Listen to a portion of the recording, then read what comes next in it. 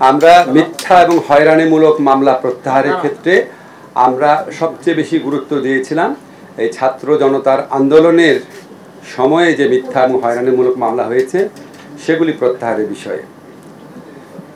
তো আমরা এটা উদ্যোগ নিতে গিয়ে দেখলাম যে আমরা যে বলেছিলাম 3 দিনের মধ্যে করা সম্ভব, এটা আসলে সম্ভব হয় নাই। এটা কারণটা আপনাদের বলি। কারণ এই মামলা প্রত্যাহারের জন্য আমাদের পুলিশের সহযোগিতা প্রয়োজন। কারণ এখানে যে প্রক্রিয়াটা আছে এখানে পুলিশ একটা অত্যন্ত গুরুত্বপূর্ণ ভূমিকা পালন করে। এটা আইন মন্ত্রণালয় একবারে করতে পারে না। আপনারা জানেন পুলিশের অনেকে কাজে ফিরে আসার মতো পরিবেশ ছিল না, আস্থা ছিল না।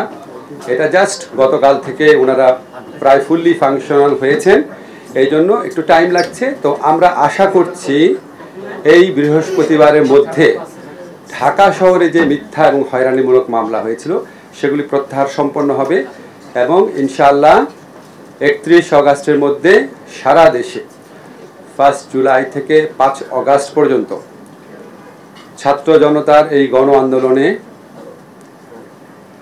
জড়িত, এই গণ আন্দোলনের সাথে নেতৃত্ব দেওয়া, এই গণ আন্দোলনে আপনার আত্মদান করা, এই গণ আন্দোলনে অংশগ্রহণ করা মানুষের বিরুদ্ধে যে মিথ্যা এবং ষড়যন্ত্রমূলক মামলা হয়েছিল সেগুলি 31 অগাস্টের মধ্যে আমরা আশা করছি প্রত্যাহার করা হবে। আমাদের মন্ত্রণালয়ে যারা আছে তারা দিনে রাতে কাজ করছেন, 7টা 8টা 9টা এবং 10টা পর্যন্ত কাজ করছেন।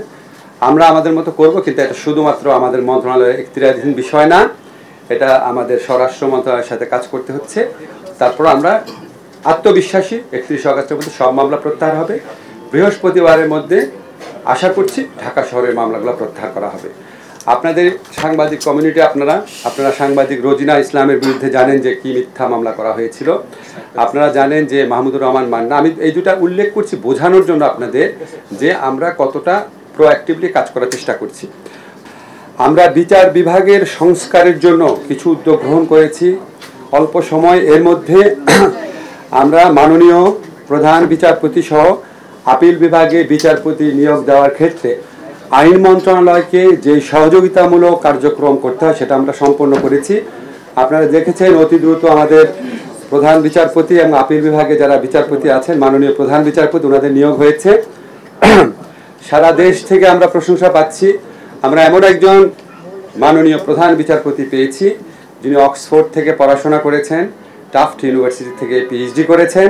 ওনার নানা অত্যন্ত শ্রদ্ধেয় একজন বিচারক ছিলেন। ওনার বাবা আপনারা সবাই চিনেন, ব্যারিস্টার ইশতিয়াককে।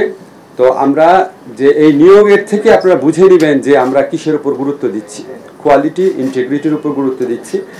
যারা আপিল বিভাগে মাননীয় বিচারপতি আছেন আপনারা সবাই ওনাদের সম্পর্কে অবহিত আছেন। এটা আমরা খুব আনন্দের সাথে বলছি, কারণ আপনারা আগে যারা প্রধান বিচারপতি আছে ওনাদের সিভি আছে আর আমাদের এখন যে প্রধান বিচারপতি আছে এটা কম্পেয়ার করলে বুঝতে পারবেন আমরা কিসের উপর জোর দিচ্ছি।